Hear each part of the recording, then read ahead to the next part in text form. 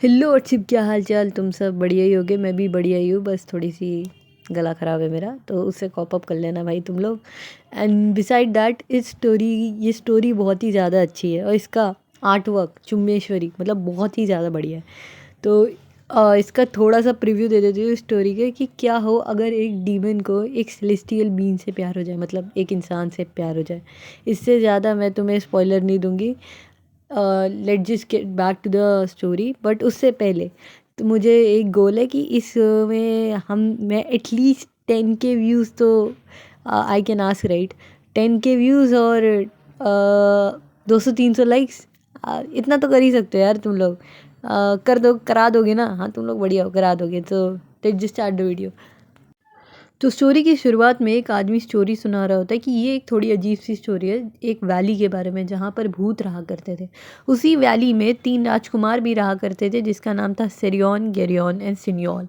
Syrian जो बचपन से बीमार रहा करते थे, गेरियन जो मार्शल आर्ट्स में बहुत अच्छे थे, और सिरियन जिसकी ब्यूटी इतनी ज़्यादा थी कि भूत भी उनसे प्रभावित हो जाए। पर उन्होंने एक गलती की, उन्होंने राजा की बीवी के साथ नाजायज़ संबंध बना के उनकी एक औलाद हुई जिसका नाम पड़ा सौरू। वो हमारी मेन कैरेक्टर भी है। उनका नाम सौरो इसलिए पड़ा क्योंकि वो सिर्फ लोगों की आंखों में आंसू ही लाएंगी, इसलिए वो बचपन से बहुत अजीब अजीब सी चीज़ें भी बोलती थी कि उनको भूत खाने आ रहे हैं, पर लोग सोचते थे ये इनका हेलुसिनेशन है, ये सिर्फ वैसे ही धोखा है इनका और कुछ नहीं। पर सबको ये हुआ जब राजा के महल में बिजली गिर गई और आग लग गई, पर सब चीज़ें तहस नहस हो गई, पर सौरो को कुछ भी नहीं हुआ। तब इस स्टोरी में आगे दिखाया जाता है कि सौरो के लिए सारे जितने भी डीमंस हैं वो सब लड़ रहे होते हैं। सौरो एक सेलेस्टियल बीन है, मतलब उन्हें ऊपर आसमान में होना चाहिए था फरिश्ता टाइप, पर वो इस दुनिया में आ चुकी हैं। तो अगर तुमको प्रीव्यू दे देते हो कि अगर तुम डीमन किसी सेलेस्टियल बीन को खा ले तो ये अगले जन्म में इंसान बन सकता है, मतलब इसी जन्म में भी। तो सारे जितने भी डीमन हैं सौरू के लिए लड़ रहे होते हैं, जिसमें से एक डीमन सारे डीमन को हरा के सौरू की आँखों को ले लेता है। आँखें सेलेस्टियल बीन की बहुत इंपॉर्टेंट होती है, वो सारे डीमंस को देख सकती हैं और महसूस कर सकती हैं, तो उसकी आँखें लेके भाग जाता है। अब इसके बाद स्टोरी आगे कंटिन्यू होती है जिसमें हमारे सेकंड मील लीड को दिखाया जाता है जिसका नाम जेरियन है। वो कहता है गेरियन ने मेरे साथ सही नहीं किया, मैं बैटल फील्ड में पागलों की तरह लड़ा हूँ ताकि मैं उनकी बेटी का हाथ मांग सकूँ, उनकी बड़ी बेटी, और उन्होंने मेरे साथ क्या किया, अपनी छोटी बेटी का हाथ दे दिया है। तो उसका दोस्त ब्रियोंग जो दूसरा है वो बोलता है कि भाई क्या गलत बात है, कर ले शादी, क्या दिक्कत है? तो उसका दोस्त पहचान लगता है कि तू अपनी बकवास बंद कर ब्रियोंग, मेरे साथ ये सब बातें मत कर। मैं क्या उस घोस्ट बिच से शादी करूँगा तुझे लगता है? वो मुझे चेस के प्यादों की तरह यूज़ कर रहा है और तू चाहता है मैं चेस के प्यादों की तरह यूज़ में आ जाऊँ? ये सब जो मेरे साथ हो रहा है ना, मैं इसका पक्का उसे सूद समेत वापस करूँगा। मैं उस लड़की से बिल्कुल भी शादी नहीं करने वाला हूँ।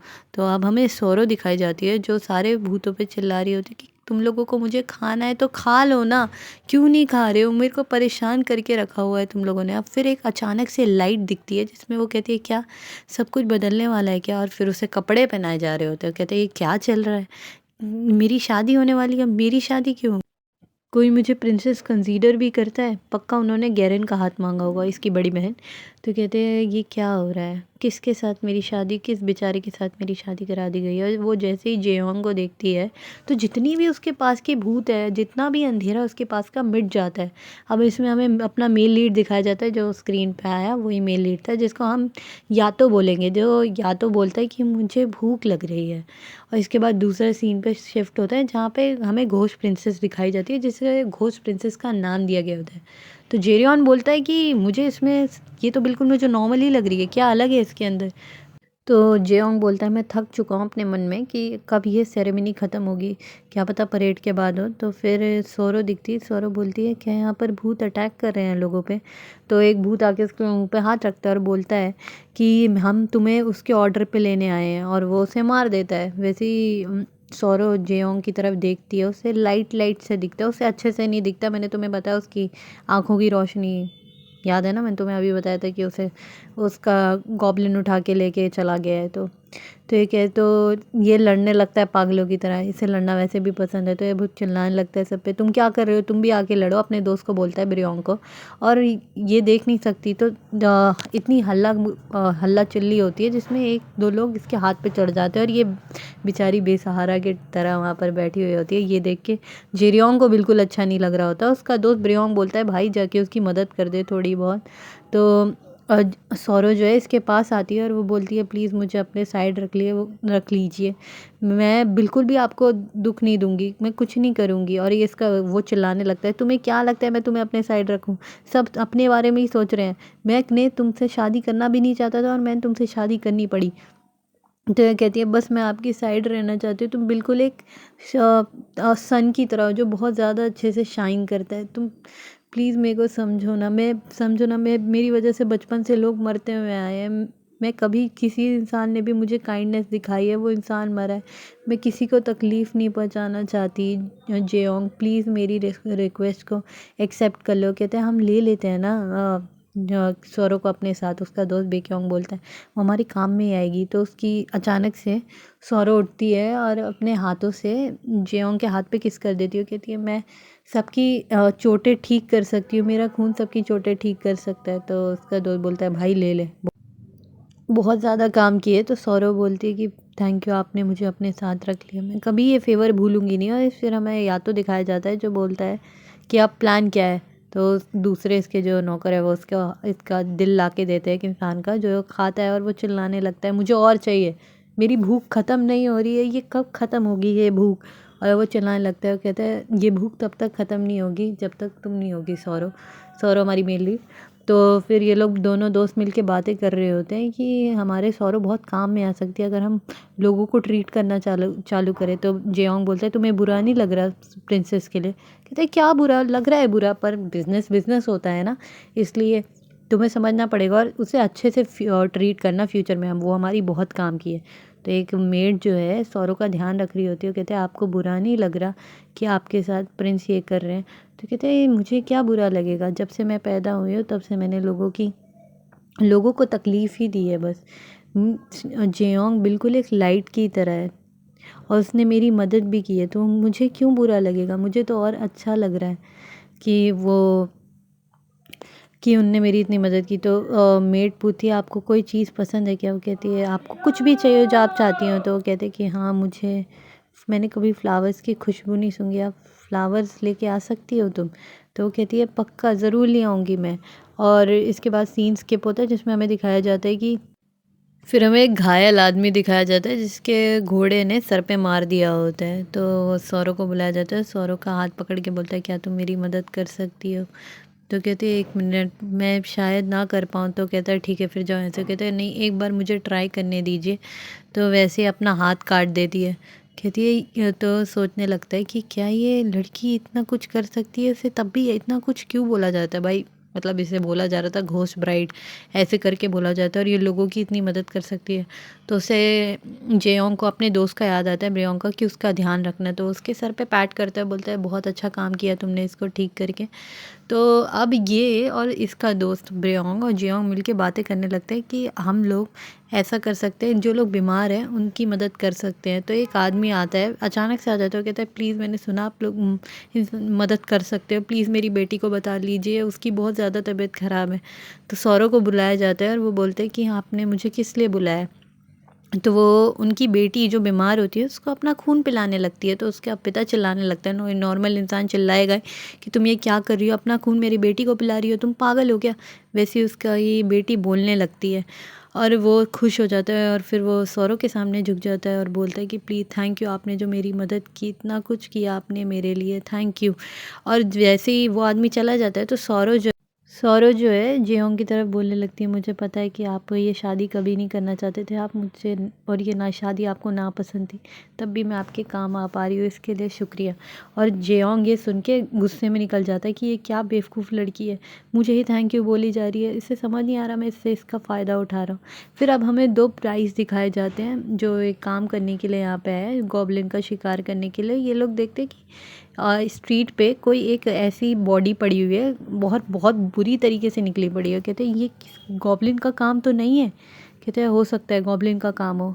अब फिर हमें दिखाया जाता है कि गॉब्लिन जो है अगर सेलेस्टियल बीइंग को खा ले तो वो इंसान बन सकता है, पर गॉब्लिन ने जो इस धरती पे सेलेस्टियल बीइंग है उसकी आंखें छीन ली और छीन ली, पता नहीं क्यों छीनी है। तो अब हमें ये सब रोकना पड़ेगा। उनमें से एक इंसान बोलने लगता है कि हमें ये सब रोकना पड़ेगा उससे पहले अगर ये सच हो जाए, वरना जो ग्रेट ओरेकल ने प्रेडिक्शन की है वो सब सच हो जाएगी। अब हमें इसमें सौरो को एक ग्लिम्स आ रहा होता है जिसमें वो बोलते हैं क्या तुम मुझे अभी भी खाना चाहते हो। तो वहाँ से गॉब्लिन बोलते हैं हाँ, इतना कि मैं तुम्हारे लिए मार सकता हूँ। फिर अचानक से उसे याद आता है उसके सामने कोई बैठा हुआ है, कहता है क्या तुम मेरा हाथ ठीक कर सकती हो। और वो अपना हाथ काट के उसको हाथ अपना खून पिला देती है। उसके हाथ में इतने सारे घाव हो चुके होते हैं, जो सोचती है कि इतने सारे घाव हो चुके हैं, मेरा हाथ पहले जैसा बिल्कुल नहीं लगता, पर एटलीस्ट मैं लोगों के काम तो आ पा रही हूँ, मैं जेओंग की मदद तो कर पा रही हूँ। और ऐसे ही सोचते सोचते वो सो जाती है। तो वैसे ही या तो आता है, वो कहते हैं मुझे प्यास लग रही है। और वैसे ही वो सौरों का हाथ देखता है और वो होता है कि तुम्हारे ये इंसान इतना ज़्यादा कैसे तुम्हें परेशान कर सकते हैं। कहते हैं अभी नहीं, अभी नहीं। वो उसके हाथ से उस खुशबू आ रही होती है ना सूंघने की, तो उसका खाने पीने की तलब और बढ़ रही होती है गॉब्लिन की, तो वो वहाँ से चला जाता है। तो इसके बाद दिखाया जाता है राजा गेरियोंग ने जेओंग को बुलाया है, जो बोलते हैं कि मैं चाहता हूँ कि तुम कमांडर इन चीफ बनो और फाइट में लड़ो। तो कहता है क्या, मैं अब ये सब चीज़ें नहीं करना चाहता, मार धाड़ ये सब नहीं होगा मुझसे। आपको मुझसे पूछना चाहिए था कि मैं आपकी मदद करना चाहता हूँ या नहीं करना चाहता। उसकी तरफ फेंक के देता है कि तुम बेवकूफ़ आदमी, इतनी बदतमीज़ी से मुझसे बात कर रहे हो, मैं राजा हूँ यहाँ का। और उनकी बेटी आती है गैरेन, जिससे शादी के लिए करने के लिए मरता था पर नहीं हुई। तो गैरेन इसके साथ बोलने लगती है कि मैंने तुम्हारे साथ गलत किया। तो कहते हैं अपनी बकवास बंद करो। ये उसे भी फ्लैटरी नहीं करता, रूट तरीके से ही बात करता है। तो उसका देश बिरयोंग बोलता है कि तुम कभी उसे पसंद ही नहीं करते थे। तो जेओंग बोलने लगता है मेरे साथ मजाक मत करो, उस लड़की के लिए मैंने इतना कुछ किया और तुम बोल रहे हो मैं उसे पसंद नहीं करता था, तो क्या करता था मैं उसे। तो कहते हैं तुम बस उस राजा से नफरत करते थे, राजा गेरेन, बस तुम उस लड़की को इसलिए अपने पास पाना चाहते थे। तो उसके सर में जो चोट लगी होती है, जेओंग बोलता है कि तुम सौरव की मदद लेके ये ठीक करा सकते हो। कहते हैं नहीं, मुझे नहीं करानी, मैं उस लड़की की मदद नहीं लेना चाहता। तो ये मन में सोच रहा होता है अगर मैं उसके पास गया तो अपना हाथ बिना कुछ सोचे काट लेगी और मेरी मदद भी कर देगी और साथ में थैंक यू भी मुझी को बोलेगी। इसके बाद सीन स्किप होता है जिसमें एक लड़की दिखाई जाती है जो बोल रही होती है कि मैं थोड़ी देर में आ जाऊंगी, किसी को बताना मत। वो कहती है कि एक आदमी जो रोज़ हमारे यहाँ के पानी और ड्रिंक वगैरह पीता है, वो इतना सुंदर है, इतनी उसकी आंखें इतनी अच्छी हैं, खासकर उसकी बाल इतने अच्छे हैं, खासकर उसकी वो आंखें पीली कलर की, जिसमें हमें या तो दिखाया जाता है या तो को वो कहते हैं कि सर आप यहाँ पे आ गए, मैंने कभी नहीं सोचा था कि आप यहाँ पर आएंगे और मैं आपसे बहुत प्यार करती हूँ। तो वो कहता है अच्छा प्यार करती हो, तो दिखाओ कैसे करती हो। तो वो उसे किस करने लगती है। तो एज़ ऑफ कोर्स या तो वो कुछ भी फ़ील नहीं होता और वो कहता है कि ठीक है, और वैसे ही वो अपना हाथ उसके दिल में डाल देता है और दिल निकाल लेता है। तो फिर सुबह सब लोग उठते हैं और वो दोनों प्राइस, या तुम जज बोल लो, प्राइस दोनों वहाँ पे आते हैं और वो कहते हैं कि ये क्या है, इसका भी हार्ट मिसिंग है। वो कहता है ये क्यों हार्ट मिसिंग है। और फिर अचानक से उसके दिमाग में क्लिक होता है कि अगर गॉब्लिन सब 1000 आदमी का हार्ट खा ले तो वो इंसान बन सकते हैं। तो कहते हैं, तो प्राइस कहने लगते हैं कि मुझे ये कोई अच्छी फीलिंग नहीं दे रहा है ये सब जो चीज़ें हो रही है। उसके बाद सीन जो स्किप होता है उसमें कहता है कि ये तो हेनबी है ना, जिनने हमेशा मुझे ऐसे ट्रीट किया जैसे कि मैं इनकी आंखों में एक कांटा हूँ, चुभने वाला कांटा। तो हम भी इसके पास आते हैं कि तुमने मेरी दोस्त की मदद की, वो मुझे नहीं बता रहा कि वो कैसे ठीक हुआ, जिस आदमी का हार्ट ठीक किया था वही आदमी की, प्लीज़ मेरी मदद की करो, मेरा पूरा कंधा इससे ख़राब हो रहा है। तुम जानते नहीं हो मुझे इसे कितना छुपा के रखना पड़ा, क्योंकि एक मैं इतने बड़े पद पे हूँ, अगर मेरी ऐसी बीमारी किसी को पता चले तो मेरा कितना कुछ नुकसान होगा। फिर ये लोग इसका दोस्त जेओन का और ब्रियोंग दोनों साथ में आ रहे होते हैं और बातें कर रहे होते हैं कि अब तो तुम खुश हो गए कि मैंने जो तुम्हें बोला था सौरव से शादी करने के लिए। वैसे ही एक पीछे से आदमी आते हुए चलने लगते हैं, वहाँ पे एक डेड बॉडी है।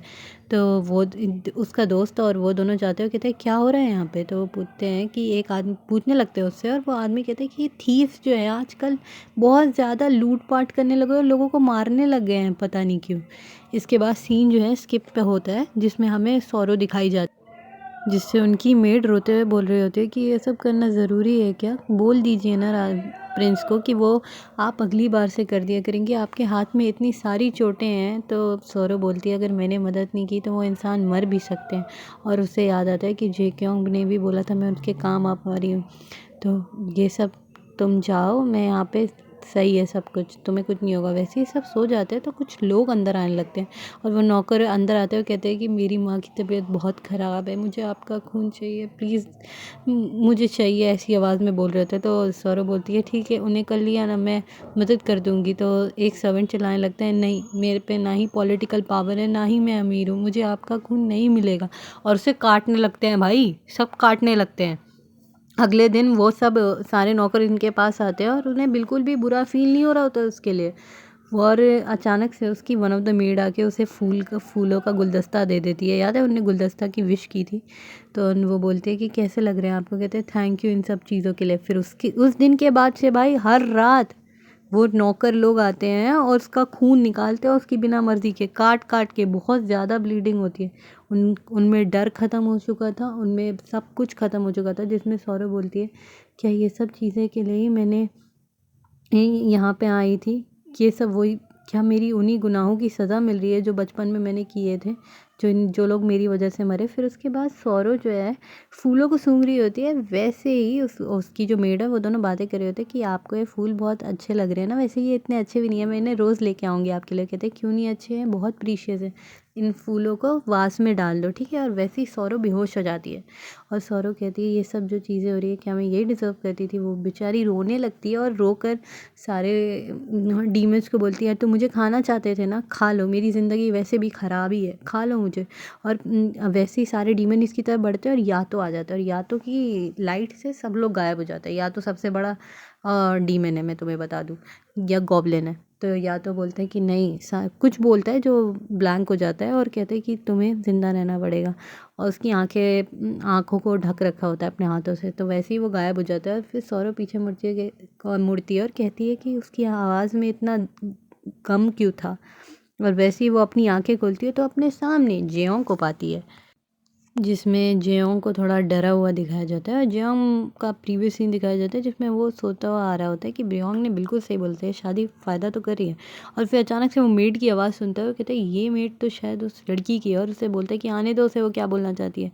तो ये प्लीज़ सौरव को छोड़ दीजिए, सौरव को छोड़ दीजिए। तो कहते हैं क्या ये तुम्हें उसने बोला कि बोलने के लिए बोला है क्या। पहले तो वो इतना थैंकफुल हो रही थी, वो कहती है नहीं, उन्होंने नहीं बोला है, उन्होंने तो मुझे मना किया था, मैं खुद आई हूँ। आप कैसे लोगों को ऑर्डर दे सकते हैं कि वो अनकॉन्शियस पड़ी हैं तब उन्हें काटें, वो खुद को खुद नहीं काट रही हैं, उन्हें सारे सर्वेंट्स काट रहे हैं, आपको ये पता है। कहते हैं क्या, मुझे किसी ने क्यों नहीं बताया कि वो अनकॉन्शियस पड़ी हुई है, वो बेहोश हो गई है, क्यों। और जब वो उसके रूम में जाता है तो एक अजीब सी स्मेल जो वॉन्ट्स को ट्रीट करने के लिए होती है वो पूरे कमरे में भरी पड़ी हुई होती है। और ये सब जो है ये देख के और प्रिंस बहुत ज़्यादा, मतलब हमारा जेओंग बहुत ही ज़्यादा गुस्सा हो जाता है। कहता है इसकी इन्वेस्टिगेशन मैं पूरी करूँगा और सौरव को उठा के अपने कमरे में ले जाता है।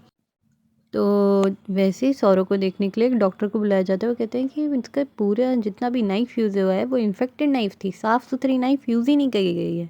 मैंने पूरे जितने भी इनकी बॉडी में कट्स थे उनको डी इन्फेक्ट कर दिया है, वो सब सही है। पर इनके पूरे कट्स पे ओपीएम क्यों लगा हुआ था। ओपीएम एक टाइप का पदार्थ होता है जो आपके घाव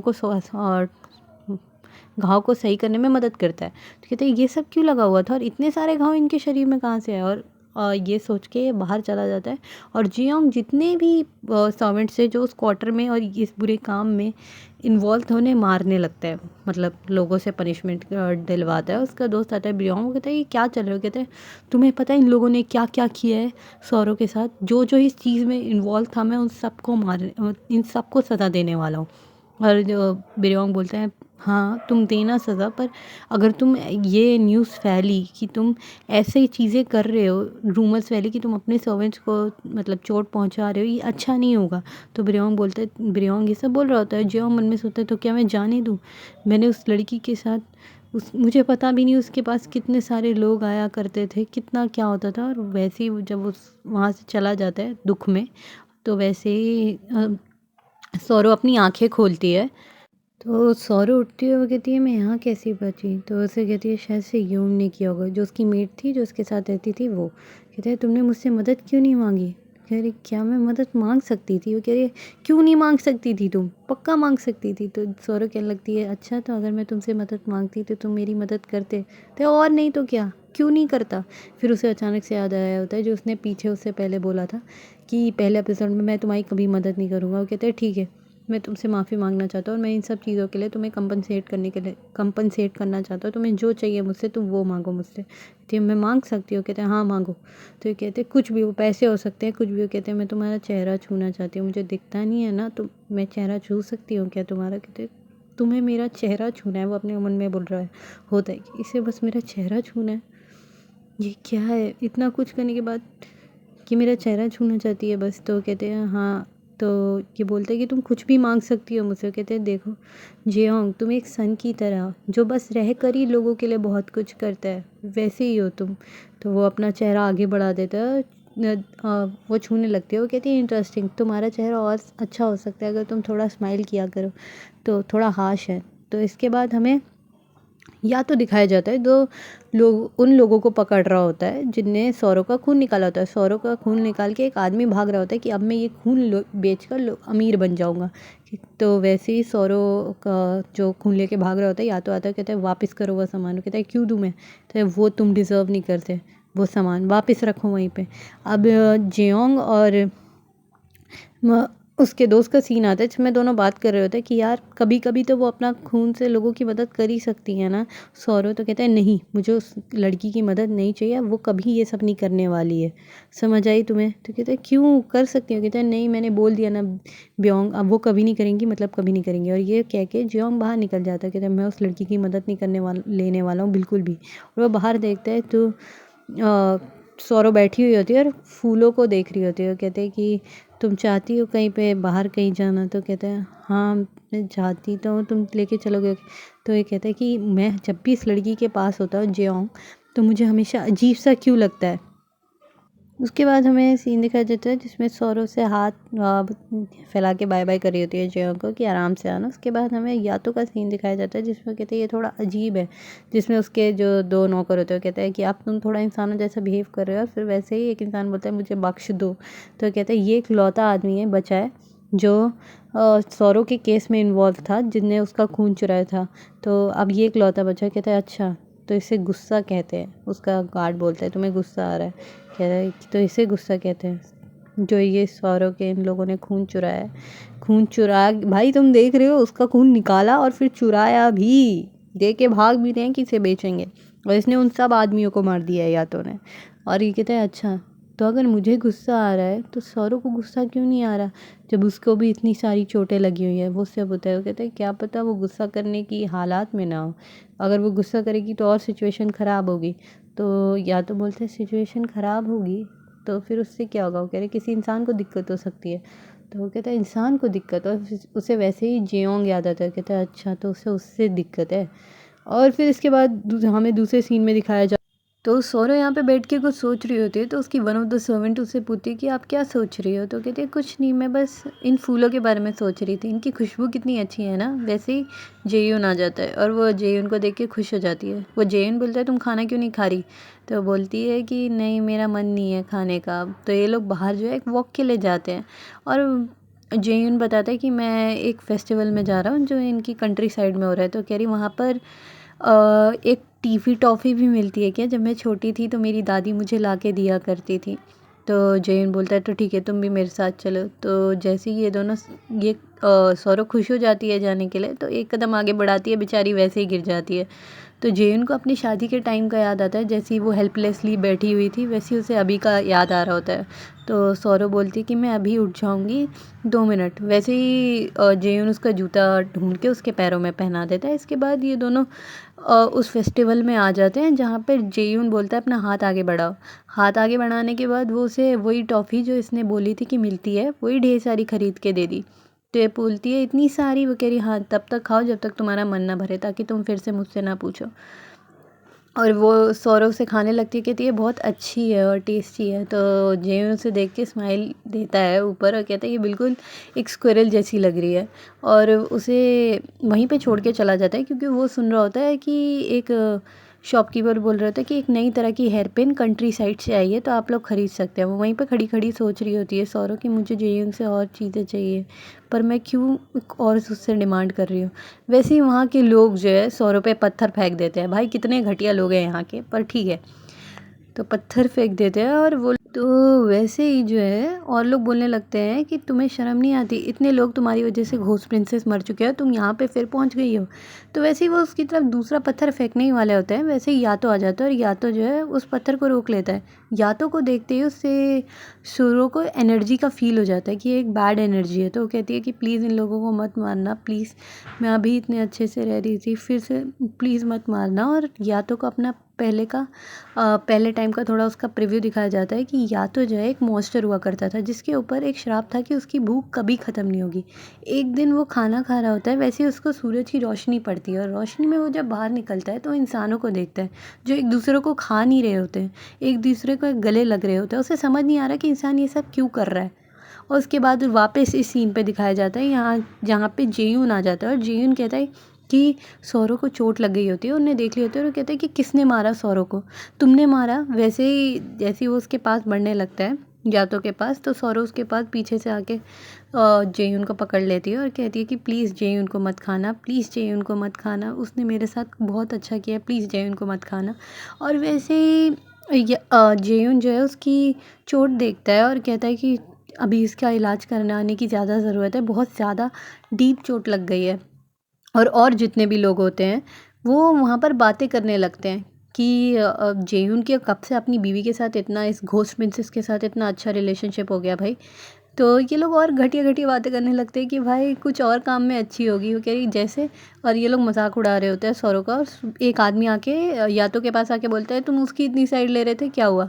या तो वैसे ही उसका दिल निकाल लेता है और इसके बाद पूरे मार्केट में भगदड़ मच जाती है कि ये आदमी सबको खा रहा है, मतलब उस आदमी ने उसको मार दिया, उसका दिल निकाल लिया। और वो कहते और या तो चिल्लाता है मुझे अब जल्दी से इंसान बनना है ताकि मैं ये ह्यूमन फीलिंग समझ सकूं। और इसके बाद सौरव का घर ले जाके जेयून इलाज कर रहा होता है और इसके बाद हम देखते हैं कि सौरव बेचारी रोने लगती है। तो जेयून पूछता है क्या हुआ, तुम्हें इतना ज़्यादा दर्द हो रहा है क्या। तो सौरव कहती है मेरी टॉफ़ीज़, वो कह रही मैं तुम्हें फिर ख़रीद दूँगा। पर सौरव बोलती है पर वो बहुत टेस्टी थी। और जेयून अपने और जैकेट से एक सामान निकालता है, कहता है मैंने इसे इसके लिए ख़रीदा था, पर कोई बात नहीं मैं इसे अगली बार दे दूँगा। तो अब ये दोनों बातें कर रहे होते हैं कि भाई मुझे उसकी कोई कुछ फील ही नहीं होता उसका ऑरा। देखो क्या नाम है, डीमंस का एक ऑरा होता है, तो वहाँ में से एक आदमी निकल के आता है। वो कहता है पूरे मार्केट में सिर्फ लाशें ही लाशें हैं, जिसे एक प्राइज़ दे के चिल्लाता है कि मैं इस आदमी को, इस डीमन को मार के ख़त्म कर दूँगा। और ये जो है ये बातें चल रही होती है, बियोंग भी सुनता है। बियोंग जो है उनकी बातों में इंटरफेयर करने लगता है दो लोगों की, इसमें प्रिंसेस की कोई गलती नहीं है, इसमें कुछ और लोगों की भी गलती हो सकती है। तो तब भी वो आदमी बियोंग को हटा देता है और कहता है नहीं इसमें प्रिंसेस की गलती है। तो मन में सोच रहा होता है कि लगता है ये भी उन्हीं आदमियों की लिस्ट में है जिसमें ट्रीटमेंट करने के लिए बोला गया था, पर जियोंग ने मना कर दिया। तो वैसे ही आगे बढ़ता है तो वो यातो को देखता है और जिसे देख के बियोंग कहता है ये चेहरा मैंने देखा हुआ है। और वो उसे रोकने की कोशिश करता है पर वो कहीं पे छुप जाता है यातो। और यातो के हाथ में हमें दिखाया जाता है वही टॉफ़ीज़ जो सौरव के हाथ से गिर जाती है। तो दो मॉन्स्टर्स आपस में बात कर रहे होते हैं कि हमें समझना पड़ेगा कि यातो के मन में क्या चला है ताकि हम उसकी बातों को समझ सकें और उसे और अच्छे से अपनी तरफ, मतलब उसे प्लीज़ कर सकें। और वो आगे चला जाता है और वो सौरव को देखता है। सौरव को खुश देख के वो थोड़ा एक अजीब सा एक्सप्रेशन देता है, मतलब थोड़ा कंफ्यूज या थोड़ा वियर्ड एक्सप्रेशन। और उसके बाद हम देखते हैं कि एक मॉन्स्टर एक आदमी को जो पी कर निकला हुआ होता है उसे पकड़ रहा होता है। वैसे ही वो उसे पकड़ने ही वाला होता है कि वहाँ पे वो दो प्राइस आ जाते हैं और उसे कौवे में कन्वर्ट कर देते हैं। और फिर प्राइस जो है उनसे पूछते हैं कि तुम्हारा बॉस कौन है तुम्हारा, या तुम ही ये सब कर रहे हो। तो कहते हैं नहीं मैं नहीं कर रहा हूँ, मेरा बॉस यातो है। उसके बाद हमें सौरव दिखाई जाती है, सौरव सोई हुई होती है जिसमें यातो आता है। तो यातो जो है सौरव से पूछने लगता है कि जिस आदमी के घर तुम रह रही हो क्या वो तुम्हें तकलीफ़ देता है। तो सौरव कहती है नहीं, वो तो मेरा सेवियर है। तो यातो कहने लगता है कि ह्यूमन एक सेल्फिश रेस होती है जो अपने बारे में सोती है, उन्होंने तुम्हें इतनी सारी तकलीफ़ दी, क्या तुम उस आदमी से प्यार करती हो। तो सौरव जो है उन पलों को सोचने लगती है जो उसने जियोंग के साथ बिताई है और कहती है कि मैं नहीं, मैं बस चाहती हूँ कि वो खुश रहे। और प्यार, ये प्यार कैसे हो सकता है और मैं कैसे उनसे प्यार कर सकती हूँ। कहती है तुम कैसे उससे प्यार कर सकती हो। या तो कहता है और कहता है मेरा मन कर रहा है मैं उसको मार डालूँ, मैं उसके पूरे बॉडी को टुकड़े टुकड़े कर दूँ। उसके बाद जेओंग का सीन दिखाया जाता है जिसमें वो कहती है, जिसमें जेओंग सोच रहा होता है कि इसको नाइटमेयर्स आ रहे हैं, जो इसके साथ आज हुआ उसकी वजह से तो आज इसको नाइटमेयर्स आएंगे ही। वैसे ही सौरव उठ जाती है और कहती है कि तुम यहाँ क्या कर रहे हो। कहते हैं नहीं मैं बस यहाँ पे बैठा हुआ हूँ, तो तुम ठीक हो ना। तो कहते हैं कि हाँ मैं ठीक हूँ। वैसे ही सौरव सोचने लगती है कि क्या मैं ये सब चीज़ें डिज़र्व करती हूँ। और इसके बाद जेओंग का सीन दिखाया जाता है हमें, जिसमें जेओंग जो है सौरव को ढूंढ रहा होता है घर में इधर उधर। वो सोचता है कहीं फिर से उसे कोई ले तो नहीं गया। सौरव वहाँ पर बैठी होती है फ्लावर्स के बीच। तो जेओंग उसे देख के खुश हो जाता है और पूछने लगता है कि तुम यहाँ क्या कर रही हो। तो सौरव कहती है योम थोड़ी बिजी थी, जो इसकी मेड है वो थोड़ी बिजी थी, तो मैंने सोचा मैं खुद ही अकेले इन फ्लावर्स के गार्डन में लिए टहलकदमी के लिए आ जाऊँ। वैसे ही मेरे यहाँ पे बाल फंस गए, तो जियोंग उसके बाल निकलने लगता है और वैसे ही वो ब्लश करने लगती है। तो कहती है तुम ब्लश क्यों कर रही हो। तो कहते हैं कि तुम मुझे क्यों छू रहे हो अपने हाथों से, मैं बहुत ही ज़्यादा अगली हूँ। तो कहते हैं अगली, तुम बिल्कुल भी अगली नहीं हो, तुम्हारी आंखें बहुत सुंदर है। और वो उसे लेके चला जाता है। इसके बाद जो है वो दोनों प्राइस उससे पूछ रहे होते हैं कि तुम्हारा मालिक ने मतलब 700 दिल खा लिया, अभी 300 आदमियों के और दिल खाएगा तब वो इंसान बन जाएगा। तो कहता है मैं तुम्हें मार देना चाहिए और तुम्हें खुश होना चाहिए कि मैंने तुम्हें मारा नहीं हो। कहता है देखो अगर तुम मुझे छोड़ दोगे तो मैं तुम्हें एक ऐसी जगह बताऊंगा जहाँ पे बहुत पैसा है। तो उसकी दूसरी जो पार्टनर आती है वो कहती है कि अच्छा तो तुम इसके इस लालच में आ गए, इनने तुम्हें ब्राइब किया, तुम इसको बचा रहे हो उस दूसरे मॉन्स्टर को। तो वो दूसरा प्राइस कहने लगता है कि नहीं नहीं नहीं रुको, उसे छोड़ दो, अगर वो नहीं रहेगा हमारे पास तो हमारे पास एक भी तरीका नहीं होगा यातों को रोकने के लिए। तो इनके पास एक आइडिया आता है, ये लोग डायरेक्टली जो है जेओंग के पास जाते हैं और जेओंग और ब्योम साथ में बैठ के बातें कर रहे होते हैं कि ये पूरे कैपिटल में ये बातें फैल रही है कि ये सब गलती प्रिंसेस सौरो की है। तो एक नौकर जो है वहाँ पे आता है और वो बोलता है कि सर एक आदमी आया है जो कह रहा है कि उसे आपसे मिलना है, और वो कह रहा है अगर आप उससे मिलने नहीं दोगे तो वो प्रिंसेस का जो भी सीक्रेट है वो हर जगह फैला देगा। तो ये लोग अपने बारे में बताने लगते हैं कि हम लोग एक प्राइस हैं जज, जिन्हें कहते हैं प्राइस जज हैं, जो यहाँ से आए हैं और हम लोग एक गॉब्लिन को पकड़ रहे हैं जो पहली बात पे जियोंग मांगता नहीं है, पर जैसे जैसे वो बातें बताने लगता है तो मानने लगता है। जियोंग को वो बताते हैं कि आप क्या हमें, हाँ प्रिंसेस सौरो चाहिए एज अ चारा, मतलब प्रिंसेस सौरो के लिए ही जो भी जितने भी ये कत्ल हुए हैं मार्केट में हर जगह, उन सब में एक चीज़ कॉमन थी कि उनके पास प्रिंसेस सौरो का खून था।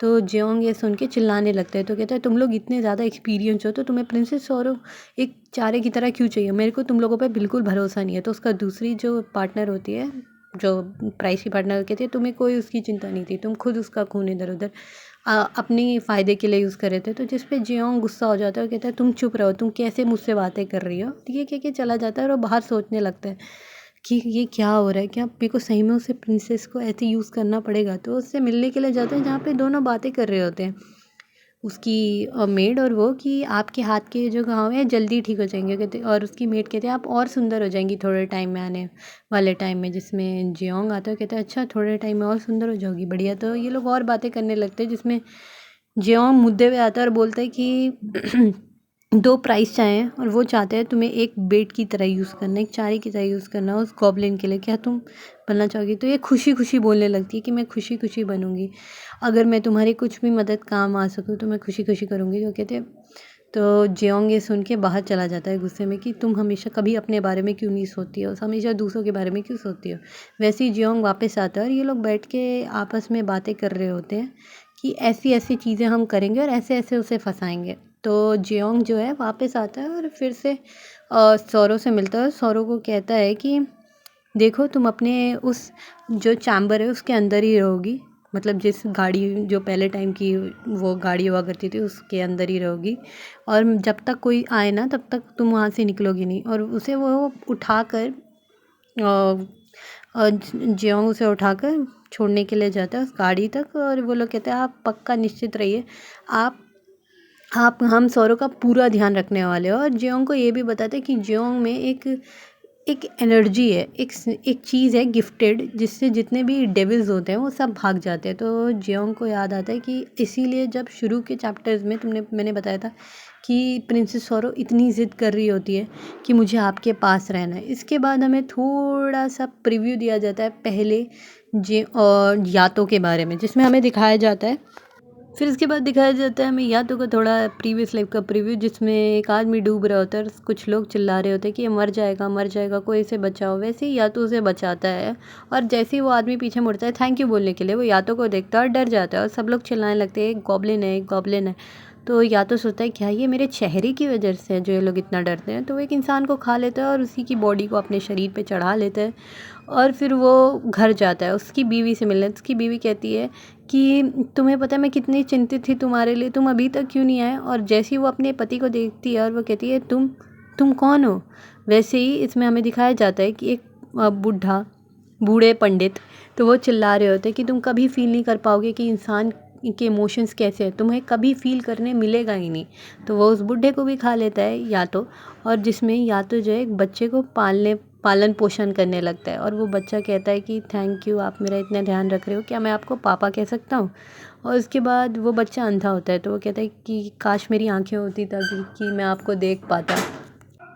तो या तो जो है अपनी जहाँ पे पहले रहा करता था, जब वो मॉन्स्टर था, मतलब अभी भी मॉन्स्टर ही है, तो एक मॉन्स्टर से मिलता है। वो कहते हैं, तो मॉन्स्टर दूसरी वाली कहती है कि मैंने सुना है तुम ह्यूमन वर्ल्ड में कुछ इंटरेस्टिंग कर रहे हो, क्या कर रहे हो तुम। वो कहते हैं देखो मुझे एक टॉनिक चाहिए जो तुम्हारे पास ही रहता है, मुझे वो दे दो। तो कहता है दे दूँगी, वो जो दूसरी मॉन्स्टर है, दे दूँगी, पर तुम्हें इस आदमी का सर मुझे देना पड़ेगा। तो वो दे देता है और बदले में वो टॉनिक ले आता है और उस लड़के को दे देता है और वो उसके आँखों में डालने के लिए बोलता है। तो वो बच्चा बोलता है आपकी आवाज़ को क्या हुआ, पर तब भी डाल लेता है और वो कहता है कि बाबा मैं आपको देख सकता हूँ। जैसे ही देखता हूँ तो वो चिल्लाने लगता है मॉन्स्टर मॉन्स्टर। तो तो यातो को याद आता है जब उसने बचपन में उससे बोला था उस बच्चे ने कि आई लव यू, मैं तुमसे प्यार करता हूँ। और फिर उसमें हमें आगे दिखाया जिसमें यातो कहता है कि ये मेरे हाथ सिर्फ मारने के लिए बने हैं, मेरा मुंह सिर्फ लोगों को खाने के लिए बना है और किसी चीज़ के लिए नहीं बना। और अभी के सीन पे दिखाया जाता है जहाँ पे ये दोनों जजेस जो हैं पूरे उस जगह पे पहुँच चुके हैं जहाँ पर मॉन्स्टर्स है और मॉन्स्टर्स इन पे अटैक करने लगते हैं और ये लोग कहते हैं कि ये थोड़ा टफ हो जाएगा पर कोई नहीं, हम कर लेंगे। तो इसमें से एक जज जिसका नाम आश्ता है, वो सारे अपने जितने भी शॉमन वाले जितने भी कार्ड्स होते हैं, जितने भी वो पढ़े हुए मंत्र होते हैं, वो पढ़ने लगता है और सारे जितने भी मॉन्स्टर्स होते हैं वो भागने लगते हैं, आधे थोड़े बहुत ही रहते हैं। तो कहते हैं कि ये अगर हम ये स्पेल्स बोलते रहेंगे तो हमारे पास यातों के लिए बचाने के लिए कुछ नहीं रहेगा। तो ये कहते हैं तुम रुको, मैं एक चीज़ सोच रखी है। तो ये सब चीज़ें जो है ऊपर से जो है क्या नाम है, हमारा या तो देख रहा होता है और या तो इग्नोर कर रहा होता है। वैसे ही आस्था जो है हमारा एक वन ऑफ द जज, वो उनके पास जाता है, क्या नाम है, सोरो के पास जाता है और उसे लेके आ जाता है ताकि यहाँ पर या तो आ जाए। और या तो आ भी जाता है भाई, या तो आ भी जाता है और या तो पे ये लोग एक पूरा तरीके से एक मंत्र पढ़ते हैं और उसका एक प्रॉपर कवर कर लेते हैं। पर मंत्रों का कोई भी उस पर कुछ भी नहीं होता यादों पे, क्योंकि वो आधा इंसान बन चुका है, तो उसे एक घंटा कुछ फील नहीं होता है कि क्या हो रहा है।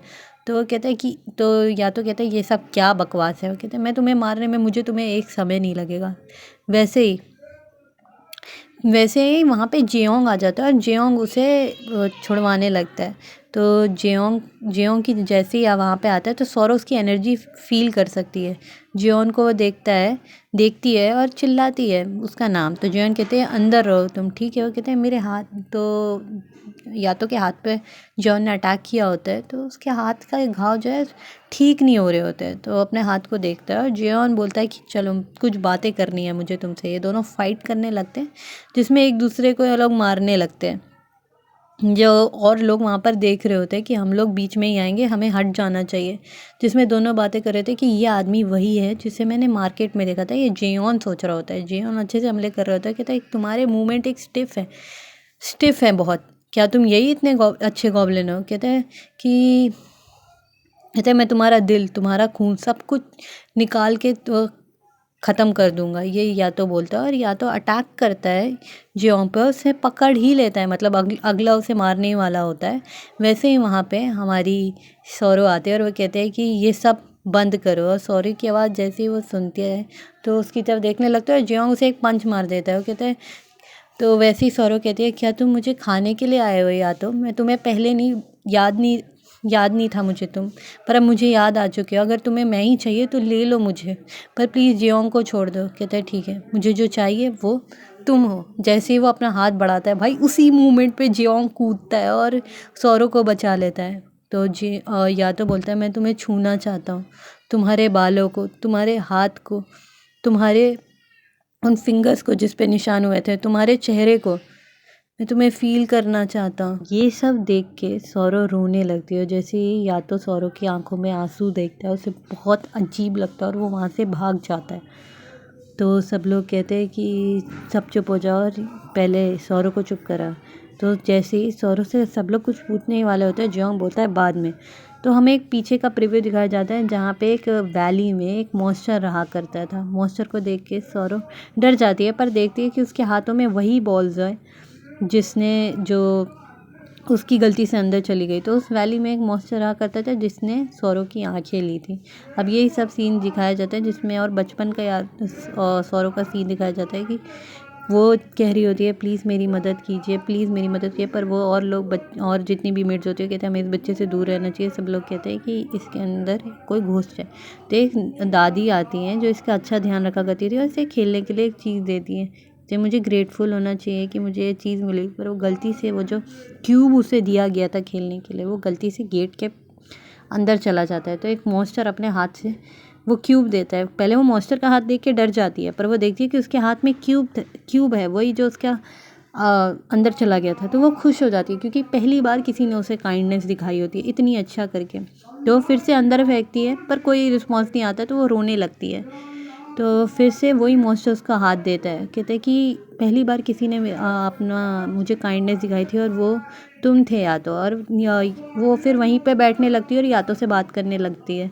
तो यातो को कहती है, मेरे को कभी बुरा नहीं लगेगा अगर तुम मुझे खा लोगे। यातो जब वो बड़ी होने लगती है तो वैसे ही जियोंग पूछने लगता है, तुम मुझे बताओ कि वो क्या बोल रहा था, वो तुमसे क्या बातें कर रहा था, तुम्हारा रिलेशनशिप क्या है उस मॉन्स्टर के साथ, तुम तुमने अपने आप को उसे क्यों दे दिया? मैंने जब तुम्हें बोला था कि तुम अंदर हो तो तुम वहाँ पे क्या कर रही थी? बताओ मुझे तुम्हारा उसके साथ रिलेशनशिप क्या है।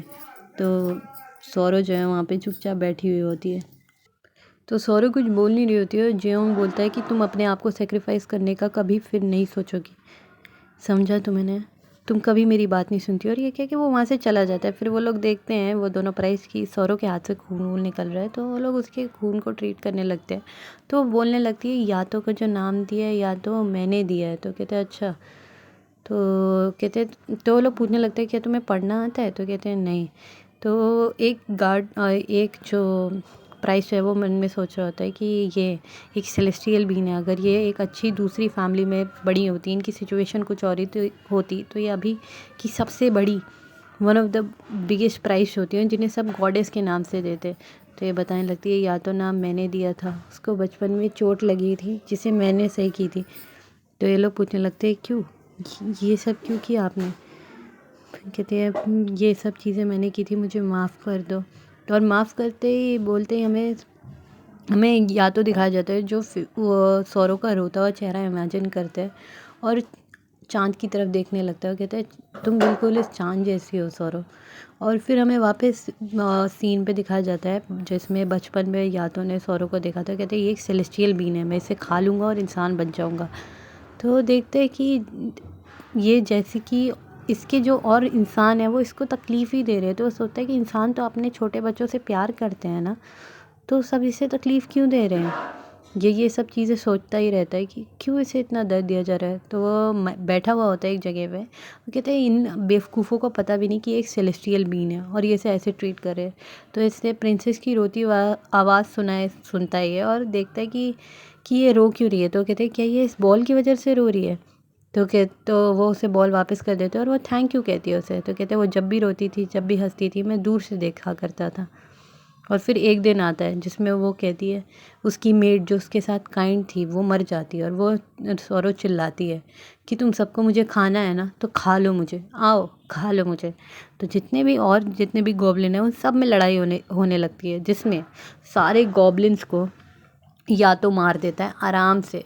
और वहाँ पर यातो की वजह से मतलब एक फ़ायर लग जाती है और वो कहता है कि तुम सिर्फ मेरी हो और मैं ही तुम्हें डिवोर करूँगा और एक इंसान बनूँगा।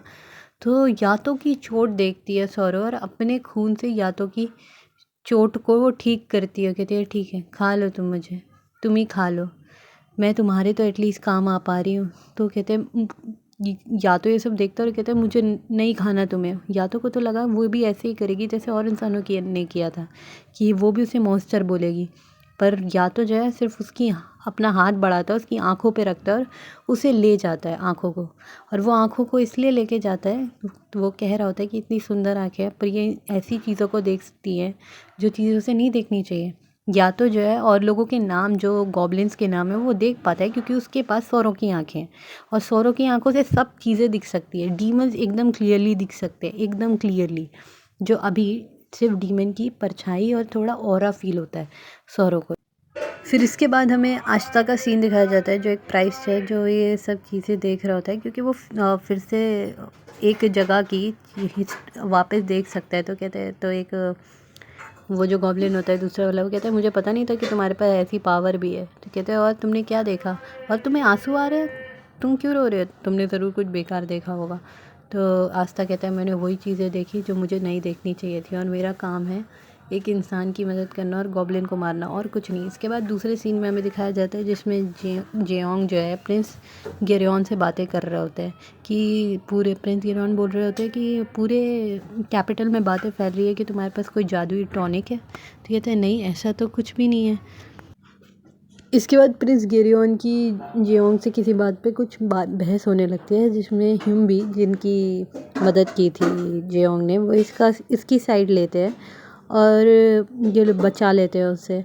फिर ह्यूम भी उसे बाहर ले जाते हैं और बातें करने लगते हैं, जिसमें कहते हैं अगर तुम फिर से लोगों की मदद करने लगे हो, कहते हैं अगर तुमने ये बकवास फिर से की तो मैं तुम्हारे देखूंगा नहीं कि तुम कौन हो। ह्यूम भी को ये बोलता है तो फिर वो चुप हो जाता है। इसके बाद जो इनकी दूसरी बेटी थी बड़ी वाली गेरेम, वो उसके अपने बाप की कोई बातें सुन लेती है जो प्लानिंग प्लॉटिंग कर रहे हैं जेरियन के लिए। तो जेरियन जो है एक बार जाके होके आता है सौरों के कमरे में और सौरों देख लेती है, उसे रोक लेती है और वो कहने लगती है मत जाओ जेरियन, मुझे तुम्हें कुछ बताना है। तो जेरियन रुक जाता है। तो सौरव से बताने लगती है कि मैं अपने आप को दे देती हूँ, मेरी वजह से लोग मर रहे हैं, क्योंकि उसे सुबह एक अजीब सा सपना आता है जिसमें मॉन्स्टर्स कहते हैं कि तुम फिर से उसे मार दोगी, तुम ही सबको मारती हो वगैरह वगैरह। और जियोन उसे काफ़ी दिन से मिलने नहीं आ रहा होता है, तो इस वजह से वो थोड़ी दुखी दुखी सी रहती है। तो जैसे ही जियोन आता है वो उसे पकड़ लेती है और कहने लगती है कि मुझे तुम्हें बताना है प्लीज़। मैं वापस चली जाती हूँ यादों के पास, या तो इससे लोग बचेंगे। तो वो कहने लगता है तो क्या तुम अपने आप को सेक्रीफाइस कर दोगी। जियोन बोलता है अपने आप को, तुम्हें कोई परवाह नहीं है खुद की, अगर वो तुम्हें मार देगा तो। कहता है पर मेरी वजह से लोग मरे हो। कह रहे इसमें तो उस यादों की गलती है, तुम्हारी कोई गलती नहीं है। और उसे चुपचाप सोने के लिए बोल देता है। तो कहते हैं पर मेरी बात तो सुनो। कहता है कुछ नहीं सुनना और वो वहाँ से चला जाता है, जिसमें बेचारी सौरव रोने लगती है। और जियोन मन में सोच रहा होता है ये लड़की कभी अपनी नहीं सुनती, कभी मेरी नहीं सुनती, हमेशा इसको चोट ही लगती रहती है। और जियोन को एक अचानक से ग्लिम्स आता है जिसमें सौरव उसका हाथ पकड़ के अपने गाल पर रखती है जेयून करके। और इसके बाद हमें दिखाया जाता है यातो का सीन जिसमें दो गॉब्लिन्स बातें कर रहे होते हैं कि ये इंसान हमें बोलते हैं कि हम लोग ट्विस्टेड है, बल्कि ये लोग खुद ट्विस्टेड है।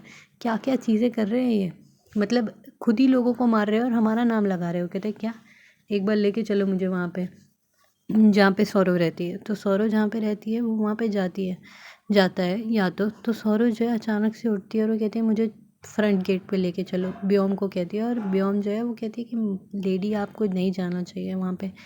तो सौरव जैसे ही फ्रंट गेट पे जाती है उसे यातो की एनर्जी फील हो जाती है और वो चिल्लाने लगती है ठीक है मैं आ रही हूँ, मुझे ले चलो।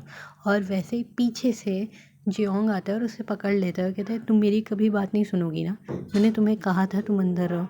तो जियोंग जो है गेट खोलता है और वहाँ पर सारे लोग होते हैं। वो कहते हैं इस प्रिंसेस को निकालो यहाँ से। कहते हैं अच्छा प्रिंसेस को निकालना है, तुम लोगों को क्या लगता है इसमें ये सब गलतियाँ प्रिंसेस की है। और उन लोगों को सुनाने लगता है क्या तुम चाहते हो कि मैं तो ये इस मैटर में खुद पढ़ूँ। तो एक इंसान कुछ कहने लगता है और जियोंग उस पर ही चढ़ जाता है कि अच्छा मैं तुम्हें बताऊँ। तो कुछ दो लोग क्रिमिनल्स आपस में बातें कर रहे होते हैं कि ऐसे मर्डर करो जैसे लगे कि ये उसी जो घोस्ट प्रिंसेस क्या घोस्ट प्रिंसेस की वजह से हो रहा है। पर भाई जैसे वो मारता है और उस जैसे उन्होंने मारा था उसमें बहुत अलग होता है। तो इसके बाद हमें सीन दिखाया जाता है जिसमें गैरन ने जेओंग को बुलाया होता है अपने घर।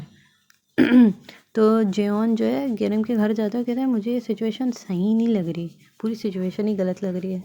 कहती है तुम मेरे साथ मतलब आज भी अच्छे से बात नहीं करोगे। मैं कहता है मैं यहाँ अच्छे से बात करने के लिए नहीं आया हूँ तुमसे, सीधे मुद्दे पे आओ। कहते हैं मेरे बाबा तुम्हारे खिलाफ खुद तो कुछ कर रहे हैं, तुम समझोगे, तुम कुछ समझोगे। तो कहते हैं कि देखो मुझे ये सब बातें नहीं करनी, और वो वहाँ से जाने लगता है।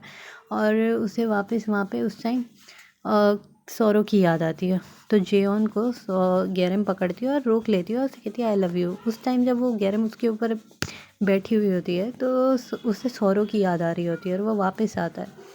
तो इसमें हमें इसी टाइम हमें या तो दिखाया जाता है जो बारिश में खड़ा होता है और सब एक लेडी आती है उनके पास और कहती है कि मिस्टर आप यहाँ पे क्यों खड़े हैं, आपको छाता चाहिए क्या, आप हमारे से चल लीजिए। वो कहते हैं नहीं मुझे ये बारिश फील करनी है। तो कहते हैं बारिश फील करनी है, कहते हैं आप लगता है पोएट टाइप हो। तो उसका जो बॉयफ्रेंड होता है वो वहाँ पे जेलस हो रहा होता है। कहते हैं इसमें क्या पोएम है, पोएम ये होती है मैं तुम्हारे लिए ये करके लाऊँ वो करके लाऊँ, पता नहीं फलाना ढिमकाना करके लाऊँ। और यहाँ पे वहाँ से या तो चला जाता है और वो दुखी हो रहा होता है कि मैं कभी फ़ील कर पाऊँगा इंसान क्या फ़ील करते हैं सौरव। और इसके बाद हमें दिखाया जाता है जहाँ पे सीधा सीधा बातें कर रहे होते हैं गैरम और जेओंग, जहाँ पे जेओंग का वेट कर रही होती है। वो दोनों बातें कर चुके होते हैं जहाँ पे जेओंग का वेट सौरव कर रही होती है। और सौरव को देख के जेओंग को वो सीन याद आता है जिसमें यातो ने बोला होता है क्या तुम अगर मैं तुम्हें फ़ील करूँगा तो कुछ अलग बात होगी सौरव।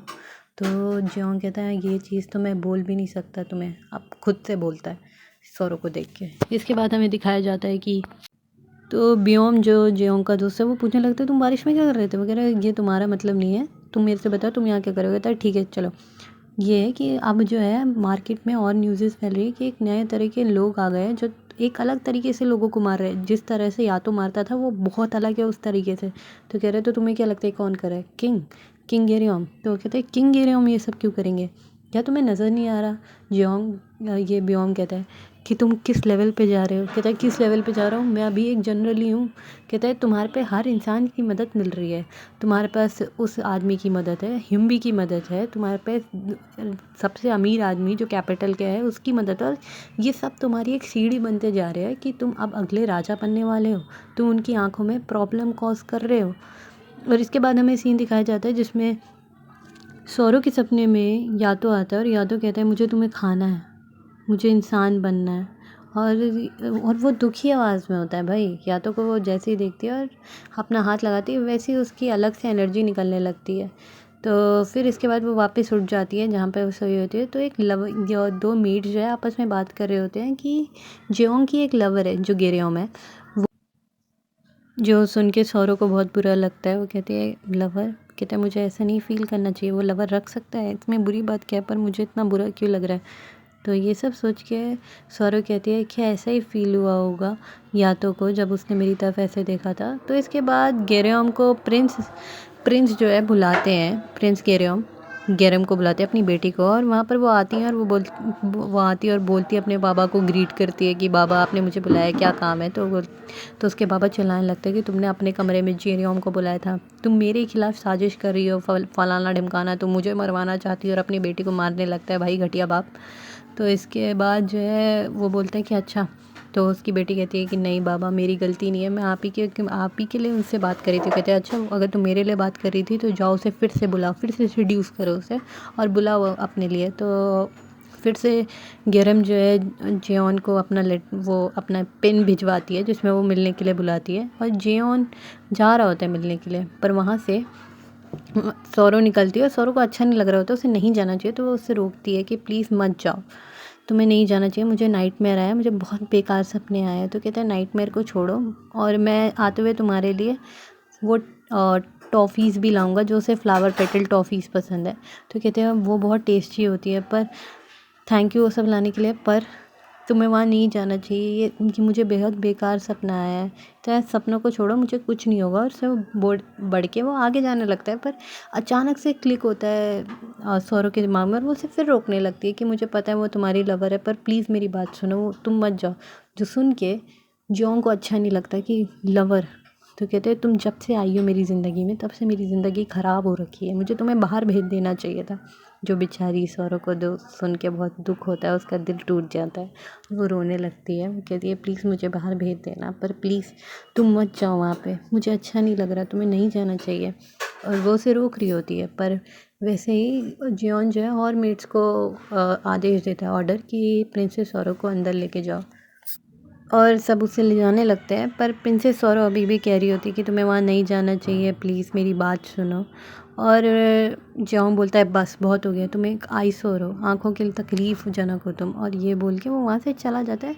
और वो सोचने लगता है जियोंग कि तुम्हें हमेशा मैं रुलाता ही क्यों, तुम मेरे पास रहती हो तो हमेशा रोती क्यों, और जब भी रोती है मुझे इतना बुरा क्यों लगता है, क्यों तुम सिर्फ रोती हो मेरे पास। है इसके बाद फिर से हमें वापस सौरव पे सीन स्किप होता है। सौरव फिर वापस उसके पास भाग के जाने लगती है कि प्लीज़ मत जाओ, और वो बाहर निकल जाती है। भाई बाहर निकलने के बाद जितने भी लोग होते हैं उस वहाँ के किंगडम में रहने वाले लोग, वो उसे मारने लगते हैं। भाई मार रहे हैं वो सब।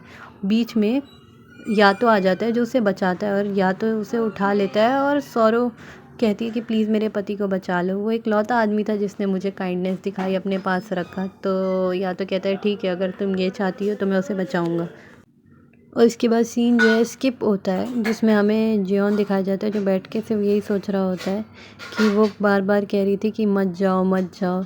और वैसे ही वहाँ पे गैरम होती है, और गैरम को की तरफ वो देखता है तो उसके हाथ में चोट होती है। वो कहते हैं तो मैजेस्टी ने मुझे बुलाया था, कुछ मैजेस्टी ने तुम्हें बोला क्या। तो वो गैरम का हाथ देखते हुए कहते हैं क्या हुआ तुम्हारे हाथ का। और जैसे ही वो चाय पीते हैं तो उसमें जहर मिला हुआ था, और गैरम सॉरी सॉरी कहने लगती है कि सॉरी मुझे माफ़ कर दो, मैं ये नहीं करना चाहती थी। और वहाँ से राजा निकल के आते हैं, जिसमें राजा बोलने लगता है कि तुम फंस गए जियोंग। तो जियोंग बोलता है मैं एक जनरल हूँ, तो तुम मेरे साथ इतना बुरा क्यों कर रहे हो, मैंने तुम्हारा कुछ भी नहीं किया है। तो कह रहे तुम्हारा चेहरा देख के मुझे उस आदमी की याद आती है, उस आदमी की जिसने मेरी आधी ज़िंदगी ख़राब की थी। और उसे दिखाया जाता है तुम बिल्कुल उसकी तरह हो, तुम्हें जब भी देखता हो तब मुझे उस आदमी की याद आती है जिसने मुझे हमेशा परेशान किया था। और उस पर अटैक करने लगता है। तो कहते हैं देखो तुम ऐसे बच नहीं पाओगे।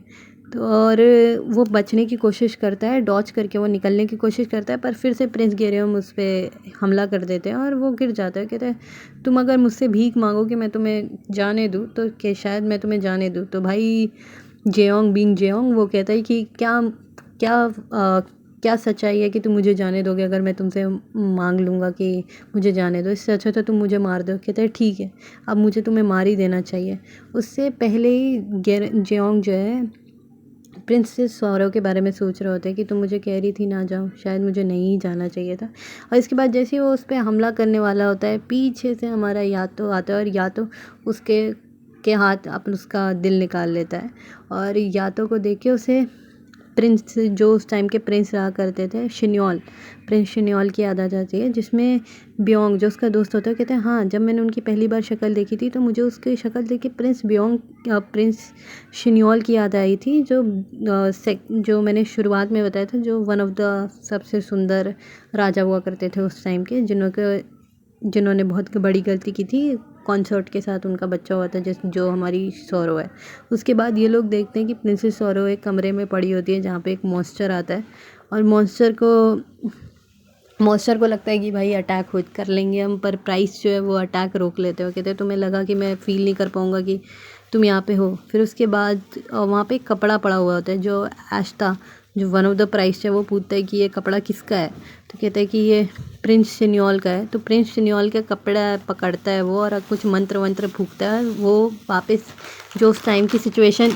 तो वो देख सकता है कि वहाँ पे प्रिंस जो है वो चिल्ला रहे होते हैं कि एक औरत पे कि तुमने एक काम दिया था वो भी तुमसे हो नहीं रहा, तुम समझ क्यों नहीं रही हो। और उसके बाल पकड़े हुए होते हैं, और वैसे ही वो अपना गुस्सा ठंडा करता है, और वो कहता है क्या तुम मेरी मदद नहीं करोगी, तुम एक लौती हो जो मेरी मदद कर सकती हो, क्या तुम भी मुझे छोड़ दोगी। सब लोगों ने मुझे यहाँ पे डाल के रख दिया है। इसे डाला गया था क्योंकि इसने प्रिंसेस गलत तरीके से जो दूसरे प्रिंस की, जो इसके भाई की बीवी थी, उसके साथ गलत काम किए थे और इसलिए इसे यहाँ पे बंद किया गया था। और ये मारने उस लड़की बच्चे को मारने के लिए, सौरव को मारने के लिए इस आंटी को भेजता है। तो ये एक म्यूट होती है जो बोल नहीं सकती, तो ये बोलने लगती है। तो शिन्योल बोलता है तुम बोल सकती हो? कहता है छोड़ो ये सब बातें छोड़ो, क्या तुमने उसे मार दिया? तो वैसे ही वो बोलने लगती है तुम्हें तो उससे प्यार करना चाहिए ना, इंसान तो प्यार करते हैं एक दूसरे से, तो तुम उसे मार क्यों रहे हो?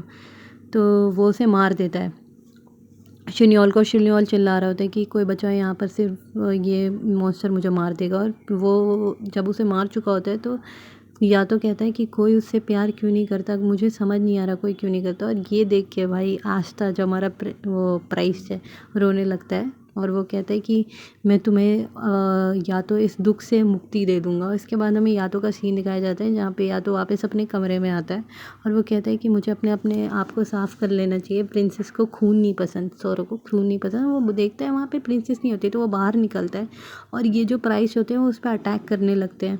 और अटैक करते टाइम भी या तो जो है सौरव के बारे में पूछता है कि सौरव कहाँ है, मैं तुमसे पूछ रहा हूँ सौरव कहाँ है?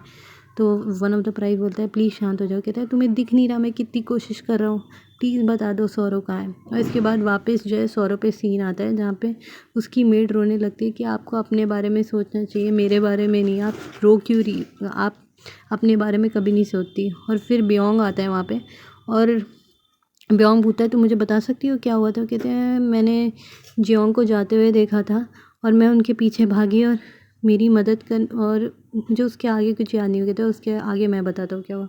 उसके बाद कहते हैं और उसके आगे जो है यातो ने तुम्हारी मदद की और यातो ने ही क्या नाम है जियोंग की मदद की और वो उसे लेके आया है। तो कहती है क्या यातो ने मदद की? उसे याद आता है अचानक से कि उसने बोला था कि प्लीज़ जियोंग को बचा लीजिए। और वो कुछ कहती है उससे पहले ब्योम कहता है कि हमें यहाँ से निकालना पड़ेगा प्रिंसेस। सौरव को बोलता है अब दूसरी जगह भेजेंगे आपको, तुम जियोंग के पास नहीं रह सकती, जियोंग की हालत ख़राब हो रही है। तो वो बोलने लगती है कि मैं प्लीज़ रहना चाहती हूँ उनके पास। फिर उसे अचानक से याद आता है कि जियोंग ने उसे बोला था तो कि तुम आँखों में तकलीफ़ देती हो, तुम ये करती हो। तो उसे उस पल की याद आ जाती है और वो चुप हो जाती है। वो कहती है कि ठीक है मैं चली जाऊँगी, क्या तुम मुझे वहाँ लेके चल सकते हो जहाँ पर यातो है, मैं यातो को देख सकती हूँ और मदद कर सकती हूँ। और ब्योम जो है उसे लेके वहाँ से चला जाता है कि ठीक है आप चल सकती हो। और वहाँ पर दोनों प्राइस पूछते हैं आप यहाँ पे क्यों आई हो? तो कहते हैं कि मैं बस यातो की प्रे बनूँगी, मैं चाहती हूँ कि यातो, मैं इंश्योर करूँगी कि यातो का किसी इंसान को हर्ट ना करे। अगर मैं वापस नहीं आई मतलब यातो एक सेलेस्टियल बीइंग बन गया है, तो प्लीज़ आप उसे छोड़ दीजिए, मैं यातो के साथ अकेले वहाँ पे जाना चाहती हूँ। और ये प्राइस मना कर रहे थे कि आपको ये सब नहीं करना चाहिए। तो वो अपने कदमों में बैठ जाती है। प्रिंसेस और चिल्लाने लगती है क्या दो इंसान ये भी डिज़र्व नहीं कर सकते कि हम लोग अंधेरे में शांति से रहें? क्या हम अंधेरा भी डिज़र्व नहीं कर सकते, एक कोना अपने लिए, क्या ये भी ज़्यादा है? तो दोनों प्राइस जो है एक दूसरे को देखते हैं और वो बोलते हैं नहीं आप जा सकती है। और प्राइस जैसी वो उठती हैं प्रिंसेस सौरव, और प्रिंसेस सौरव पेड़ों को वहाँ पे जहाँ पर यातो रहता है वो वहाँ पे जाती है और वो कहती है कि रास्ता बनाओ। तो सारे पेड़ खुल जाते हैं और जैसे ही वो चलने लगती है तो रोशनी होने लगती है जो ब्योम देखता है, और वैसे ही वो पेड़ बंद हो जाते हैं जैसे ही वो अंदर जाने लगते हैं। तो उस टाइम ब्योम सोचता है क्या मुझे अजीब सा लग रहा है, क्या मुझे इसे रोक लेना चाहिए? फिर इसके बाद हमें दिखाया जाता है जहाँ पर मॉन्स्टर्स जो होते हैं जब वो अंदर जा रही होती है तो चिल्ला रहे होते हैं कि हमें तुम्हें खाना है, हम तुम्हें खा लेंगे, तुम उसके पास खुद जा रही हो वो तुम्हें खा लेगा वगैरह वगैरह फालतू चीज़ें। तो वैसे ही सौरव बोलती है कि तुम सब गायब हो जाओ। और सौरव जो है वापस उसके ढूंढ रही होती है यातो को, और या तो एक केव में बैठा हुआ होता है वो पूरे खून होता है। और या तो सौरव उसके पास जाती है और बोलती है यातो, तो यातो को जो है वहाँ पर दर्द में बोलता है कि दूर रहो मुझसे, मैं गंदा हूँ, तुम बिल्कुल एक चाँद की तरह हो, तुम्हें मुझे नहीं छूना चाहिए, मैं बहुत ही बेकार चीज़ हूँ। तुम समझ रहे हो भाई वो क्या बोल रहा है?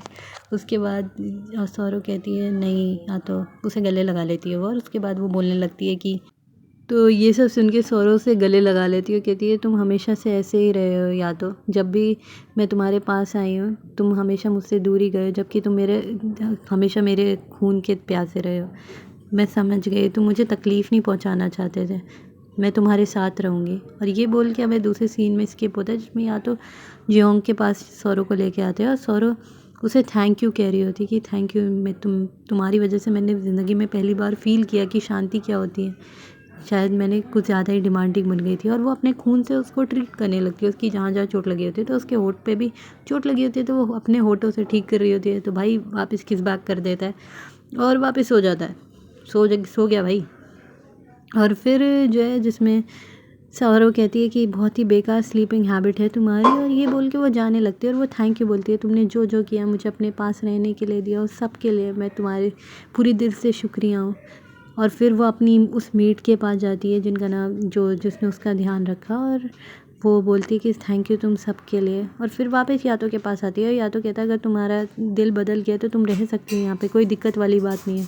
कहते हैं नहीं, मेरा दिल विल कुछ नहीं बदला है, बाकी सब वही वैसा ही है, मैं तुम्हारे साथ ही रहूँगी और तुम्हें इंसान बनने की कोई ज़रूरत नहीं है, तुम जैसे हो वैसे ही रहो, मैं वैसे ही तुम्हारे साथ रहूँगी, मैं वादा करती कि मैं तुम्हारे साथ रहूँगी। फिर सौरव कहने लगती है मेरे पास मेरा दिल ज़्यादा नहीं बचा, मैंने औरों को दे रखा है, पर जितना भी बचा है वो तुम्हारा है। और ये कह के वो दोनों एक दूसरे को गले मिल लेते हैं।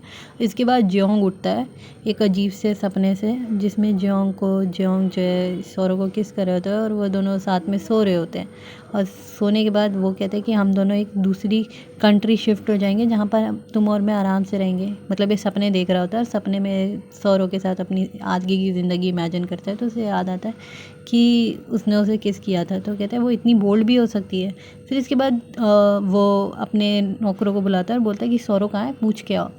तो उसके नौकर आते हैं और कहते हैं कि सौरव अपने कमरे में नहीं है, वो बहुत दिन पहले जा चुकी है। तो वो अपने दोस्त पियोंग को बुलाता है और कहते हैं सौरव कहाँ पे है, सौरव कहाँ पे है। तो कहते हैं मैं भी खुद ढूंढ रहा हूँ सौरव को, पता नहीं कहाँ है। तो जोंग कहने लगता है एक लड़की जिसकी आंखें नहीं है वो इधर उधर चली गई और तुमने ढूंढा नहीं हो। कह रहे मैं ढूंढा हूँ पर मिल नहीं रही हो। कहते मैं सौरव को नहीं बता पाया कि मैं उसके लिए क्या फ़ील करता हूँ, तुम कैसे कर सकते हो ये। और इसने नहीं बताया कि इसी ने इसे जाने के लिए बोला है, फॉर योर बेटर इन्फॉर्मेशन तुम लोग को बता रहे हो। और ये बोल के वो रोने लगता है कि सौरव को मैं कभी नहीं बता पाऊँगा कि मैं उसके लिए क्या फ़ील करता हूँ। फिर इसके बाद उन दोनों प्राइज को दिखाया जाता है जो दोनों प्राइज बातें कर रहे होते हैं कि क्या हमें इसके साथ क्या करना चाहिए। तो हमें मार देना चाहिए, वो जो डीमन इनके पास कौवे के रूप में रहता है। तो कहते हैं नहीं नहीं छोड़ दो। तो दूसरा वाला एक स्माइल देता है क्योंकि उसने उसे कौवे ने बताया था ना एक पैसे वाली जगह। तो कहता है उस पैसे वाली जगह पे चलेंगे। और इसके बाद वापस से दिखाया जाता है सीन जियोंग और सौरव का, जिसमें जियोंग सोचता है क्या अगर मैंने चीज़ें सही से की होती, अलग की होती, क्या हमारी ज़िंदगी अलग होती। मतलब जिस टाइम पे वो इतने अजीब से बिहेवियर कर रहा था, अगर इनकी जगह ये जो स्क्रीन पे आ रहे हैं वो अच्छे से उससे बात करता, अच्छी चीज़ें करता, तो क्या वो अलग होती है उसकी लाइफ। और वो उस हेयर पिन को देख रहा होता है जो उसे सौरव को देना था पर वो कभी नहीं देख पाया। फिर गैरम आती है, अब वो उसकी नई बीवी है, तो गैरम को देख के वो वैसे ही गुस्सा हो जाता है और जाने लगता है। जिसमें ब्योंग आता है, उसका दोस्त कहता है हमें एक हायर की ज़रूरत है, 3 साल हो चुके हैं तुम अभी तक नहीं भूल पा रहे हो, तुम समझ क्यों नहीं रहे, एक हायर की ज़रूरत है। हायर की मतलब एक बच्चा पैदा करो, वो सीधा सीधा कह रहा है गैरम के साथ। फिर इसके बाद कहते हैं कि अभी आज कंट्री में वही फेस्टिवल हो रहा है जो 2-3 साल पहले हुआ था। उस फेस्टिवल में वो कहता है कि मुझे जाना है। वो कहता है ठीक है तुम्हें चलना चाहिए, तुम्हारा शायद से थोड़ा फिर से बिहेवियर चेंज हो जाएगा।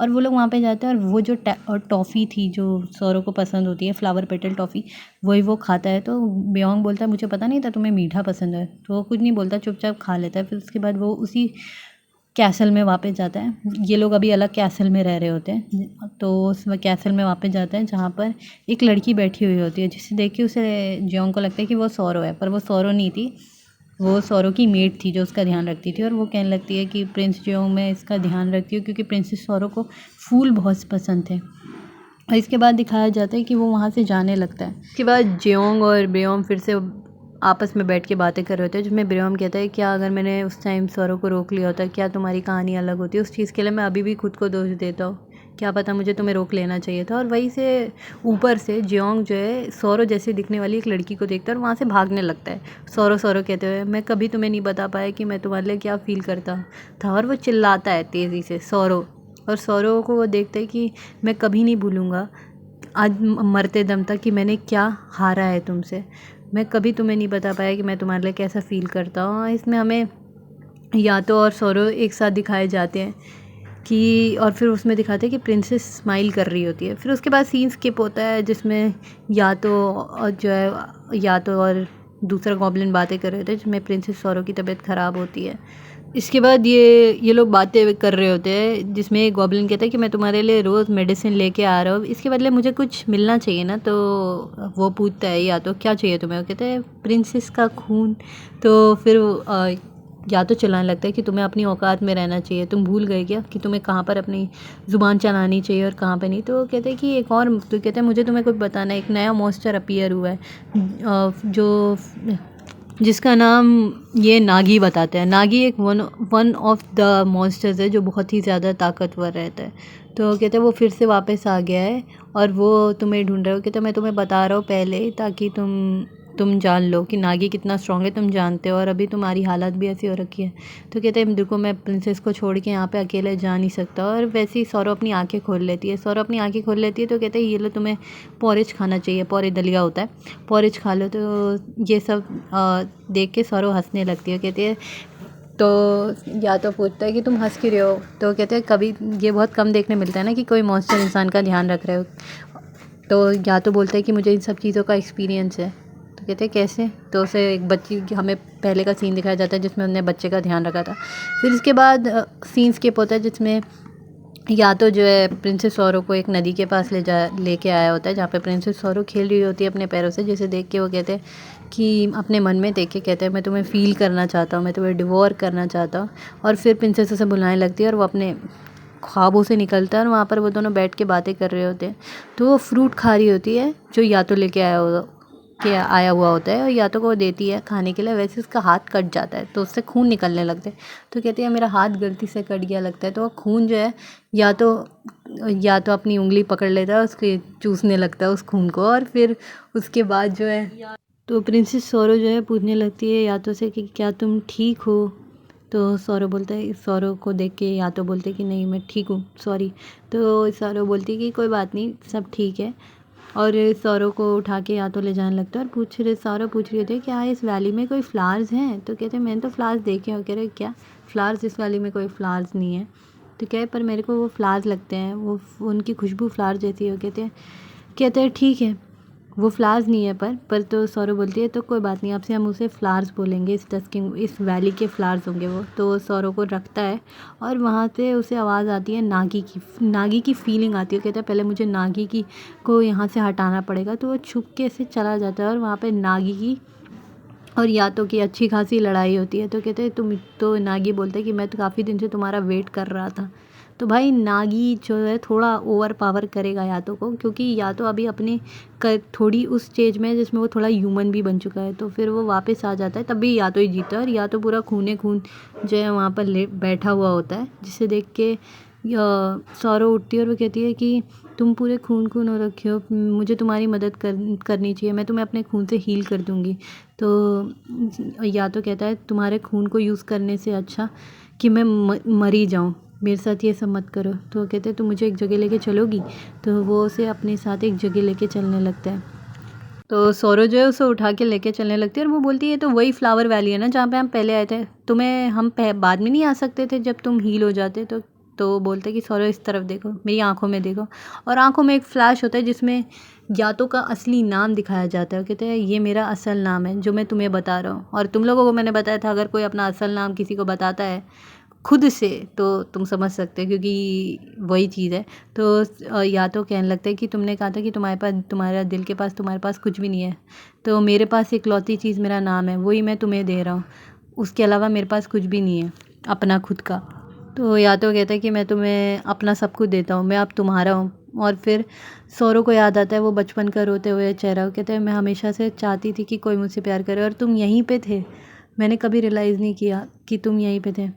तो फिर सौरव कहने लगती है, रोने लगती है, जिससे देख के या तो पूछता है क्या तुम्हें दर्द हो रहा है कहीं पे, तुम रो क्यों रही हो। और फिर वो उसे किस कर देती है। वो कहते हैं मैं तुम्हारे साथ रहना चाहूँगी यहीं पे, हम लोग अब अपने घर वापस चलते हैं। तो कहते हैं ठीक है चलते हैं। और फिर इसमें दिखाया जाता है कि ये लोग फिर वापस जाने लग गए। अब देखो भाई इसकी कोई खुशी हैप्पी एंडिंग हुई है, सैड एंडिंग हुई है, कुछ बताया गया है नहीं एंड में। और यहीं पे चैप्टर ख़त्म होता है जिसमें ये दोनों अपने आप एक दूसरे के गले मिलते हैं। होप ये तुम्हें ये चैप्टर पसंद आया होगा। अगर चैप्टर पसंद आया है तो लाइक कर देना और पूरी वीडियो देखना, क्योंकि मैंने बनाई थी तो तुम्हें देखनी चाहिए। And yes, bye.